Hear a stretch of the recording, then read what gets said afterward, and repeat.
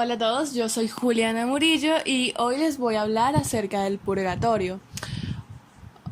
No del purgatorio como tal, sino de los principios éticos que están implícitos en el purgatorio, cómo estos pueden llegar a influenciar la sociedad que tenemos hoy en día y cómo estos principios han llegado a influenciar mediante todo el transcurso de la historia la sociedad en la que tenemos hoy en día y cómo Dante plasmó esto en su obra y pues obviamente de mi opinión al respecto. Bien, primero que todo, ¿qué es el purgatorio? El purgatorio es el segundo de tres cantos de la obra Cumbre Italiana escrita por Dante Alighieri, la Divina Comedia, entre los años de 1307-1308 a 1313 o 1314.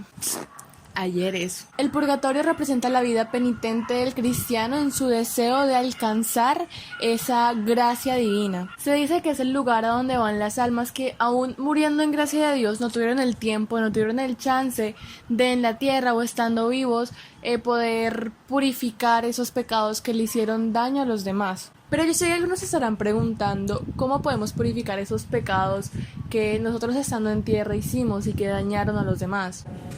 Pecadores. Pues bien, con buenas acciones. Así de simple, así como se escucha, siendo buenas personas. Pero espera, ¿no se supone que en la confesión se perdonan todos nuestros pecados? Pues sí, Juliana. La confesión es uno de los 10 sacramentos que perdona o que da la potestad de perdonar nuestros pecados cometidos después del bautismo, pero que no puede reparar, ojo a esto, no puede reparar los daños que con ellos pudimos haber cometido. Eso lo logramos, como lo dije antes, con buenas acciones, con lo cual estoy totalmente de acuerdo. Pero en uno de los videos de la guía mencionaron la forma en la que nosotros podríamos ser buenas personas o llevar a cabo esas buenas acciones, y nos ilustraba o nos mostraba que era mediante los grandes medios que nos ofrece la Santa Iglesia, como los sacramentos, la oración diaria, las indulgencias, etc.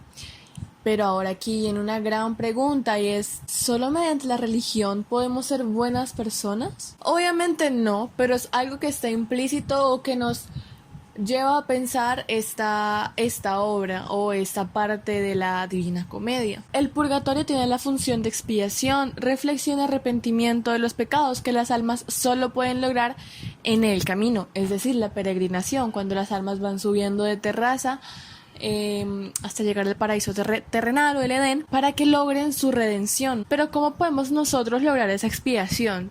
Pues bien, Dante nos narra que es mediante el sufrimiento, básicamente. Estar en el purgatorio implica castigo, solo que a diferencia del infierno, el castigo del purgatorio es mucho más psicológico que el del infierno, que eran castigos prácticamente físicos. Me faltó decir cómo se realizaba o cómo lográbamos esa redención como almas, y es sufriendo básicamente, como dije en el video, por el castigo, más que todo psicológico. Logramos superar cada nivel, cada terraza por un castigo, entonces sí o sí tenemos que sufrir. Hubo incluso un alma que dijo que hubiese preferido un montón de castigos. Ay, me voy a orejar. Hubo un alma incluso que dijo que hubiese preferido castigo, ser castigado en la tierra, que haber pasado por el purgatorio. No recuerdo cuál alma, pero el caso es que había un alma que decía eso. Y pues eso me lleva a pensar como que, vale, Dios, ¿pero qué quieres que suframos? O sea, en otras palabras, el purgatorio es sufrir para poder amar. Pero si se supone que estando en el purgatorio es porque estamos arrepentidos de nuestros pecados o porque queremos de verdad conocer a Dios y amarlo, o por lo menos, sí, llegar al paraíso implica arrepentimiento, implica el creer en Dios, porque tenemos que sufrir antes. Y pues bueno, vaya uno y diga, ok, un rato de sufrir, pues tú fuiste mala persona, por consiguiente no puedes esperar que todo te lo den en bandeja de plata como si hubieses cometido o como si hubieses sido una buena persona toda tu vida. Pero tampoco como para estar, no lo sé, 500 años, que fue el caso de un alma, en el purgatorio siendo sometido y siendo torturado y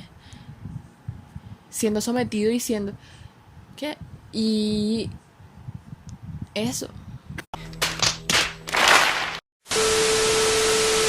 Bien, el purgatorio se divide en 7 terrazas, aunque podríamos decir que se podría dividir en 9 partes, que es el antepurgatorio, las 7 terrazas que representan los 7 pecados capitales y el paraíso terrenal o el Edén. En el antepurgatorio se encuentran los excomulgados, que tienen que permanecer aquí en este antepurgatorio 30 veces más tiempo que lo que estuvieron en contumacia. Y también están los arrepentidos de forma tardía, que son aquellas almas o aquellas personas que se arrepintieron en último momento de todos sus pecados o de todo lo malo que cometieron, pero que no pudieron recibir una unción de los muertos, ya sea por una muerte violenta o no sé. Estas almas son recibidas en el purgatorio gracias a su genuino arrepentimiento y tienen que estar en el antepurgatorio la igual cantidad de años que estuvieron vivos. Entonces, al fin y al cabo, pecar ni es tan grave, o sea, me refiero a que,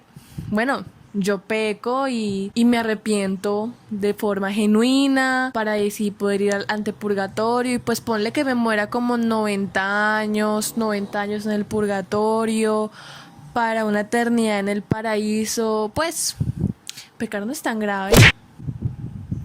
Gracias por tu maravilloso aporte, Juliana.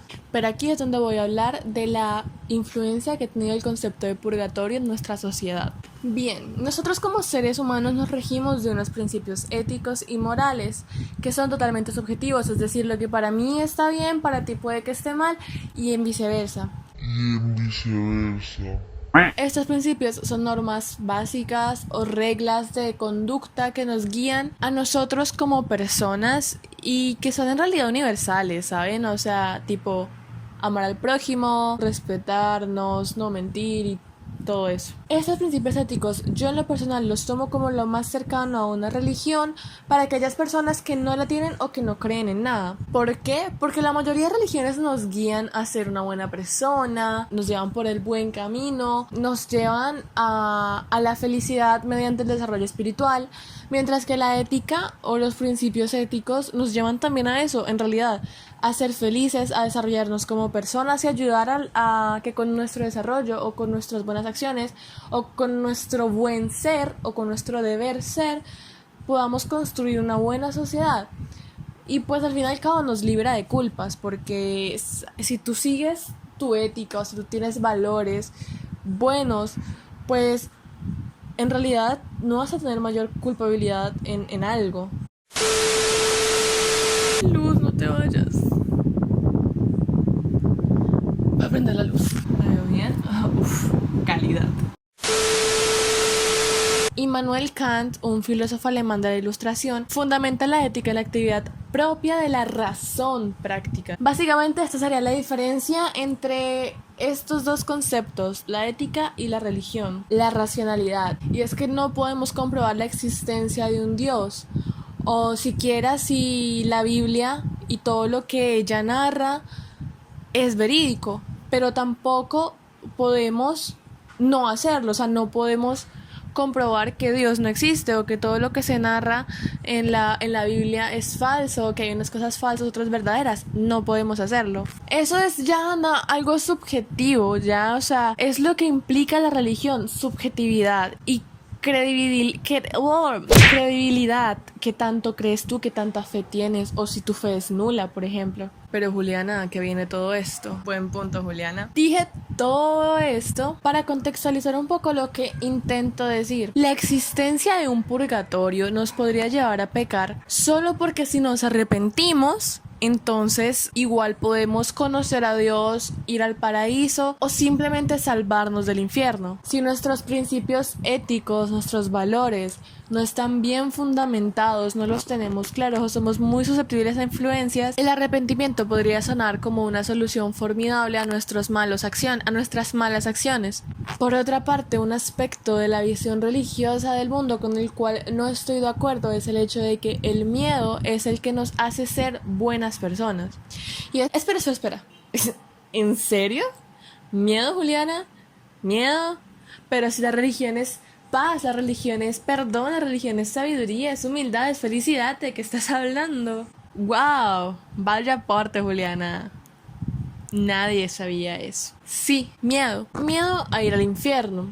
Y más teniendo en cuenta si ya tenemos una imagen de más o menos lo que es el infierno, gracias a las descripciones que hizo Dante en su obra y a las ilustraciones que artistas como Stanislao Botticelli hicieron. Ese miedo a ir al infierno no debería por qué ser una determinante para hacer buenas o malas personas o hacer buenas o malas cosas. Debería ser la ética, el deber ser, nuestros valores. Incluso el miedo al purgatorio, ¿saben? Porque como dije antes, en el purgatorio también se castiga y creo que es peor el castigo psicológico, ya que tú eres consciente de que en realidad probablemente no estás sintiendo dolor físico, sino es algo tuyo y que tú puedes solucionar, y teniendo en cuenta que eso a veces puede provocar demasiada impotencia, pues vaya, debe ser muy duro. También teniendo en cuenta el hecho de que se castiga por decirlo así, con el pecado, pues, con el pecado opuesto.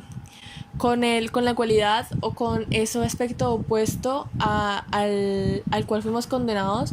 Por ejemplo, si vamos al círculo del orgullo, tenemos que ser extremadamente humildes para poder eliminarnos esa P de la frente. Entonces es como si, por ejemplo, a mí no me gusta la auyama y me dieran muchísima auyama. Es un castigo. Hablé con mi papá al respecto, le comenté este tema del purgatorio y pude sacar varias conclusiones muy interesantes que él, como persona creyente, muy creyente, pues sacó. Por ejemplo, el hecho de que hay que creer en algo, porque algo en lo que creemos o en lo que nos guiamos nos da identidad y nos previene de una vida vacía. O que la perfección absoluta no existe, como todo el mundo sabe. Pero el hecho de saber esto, o sea, esta parte de la obra, y saber que con nuestras buenas acciones podemos purificar esos pecados que cometimos, nos ayuda a enderezar de cierta forma nuestra personalidad o esos errores que hemos cometido, porque inevitablemente cometimos y vamos a cometer errores. Y también conocer todo esto contextualizándonos en el purgatorio nos permite tomar conciencia de los errores que estamos cometiendo y de lo opuesto. Por ejemplo, si yo sé que estoy pecando de orgullo, si yo sé que soy una persona orgullosa, esto me incentivaría a ser un poco más humilde o practicar más la humildad. Estuvimos hablando, de hecho, hace poco, han pasado como 2 días desde que grabé el video, y me expuso más ideas que él tenía acerca de este tema del purgatorio, y como lo que esto le dejó fue el hecho de que solo creer en Dios ya lo salvaba del infierno, ya lo liberaba del infierno. También que conocer este tema le permitía ser más consciente acerca de lo que hacía aquí en la tierra, para poder saber a lo que se atiene pues allá en el más allá. Que si estoy de acuerdo con eso, o sea, sí, pero resulta que Juliana no es lo suficientemente religiosa para entregarse de lleno a una religión, pero sí lo suficientemente racional para que su pensamiento e ideas no dependan de esta. Gracias, Juliana. Me acabo de dar cuenta que soné súper ateo, súper no creyente, pero en realidad sí creo, simplemente que no soy como fanática, simplemente intento ponerle un poco más de lógica a las cosas, pero no soy atea. Ahora, ya para finalizar, creo yo, Laura Juliana Murillo Tolosa, en el purgatorio, pues creo en la idea, es decir, o sea, creo que deberíamos estar en un purgatorio constante en vida aquí en la tierra. Bueno, el purgatorio también queda en la tierra, pero ¿saben a lo que me refiero? A que si somos malas personas o si sabemos que cometimos un error, tenemos que hacer todo lo posible para poder sanarlo o para poder sanar a las personas a las cuales les afectó nuestro error. También creo que el hecho de creer en estos 3 reinos que Dante nos relata en la Divina Comedia, el infierno, el purgatorio y el paraíso, nos hace ser buenas personas cuando deberían hacernos serlo. El hecho de vivir nuestra vida aquí en la tierra con el único propósito de ir al paraíso o definitivamente no ir al infierno, para mí no es vida, en realidad es más esclavitud. Disclaimer alert, disclaimer alert. Esto es lo que yo creo, no significa que esté bien o que esté mal, y puede que de aquí a unos cuantos años yo cambie de opinión, también me tengo que informar al respecto. Y ya básicamente eso sería todo por el video de hoy, espero que les haya gustado, y ya.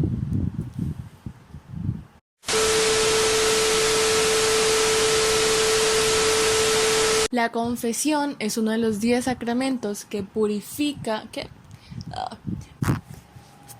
Wait, que el video está quedando muy largo. No mames.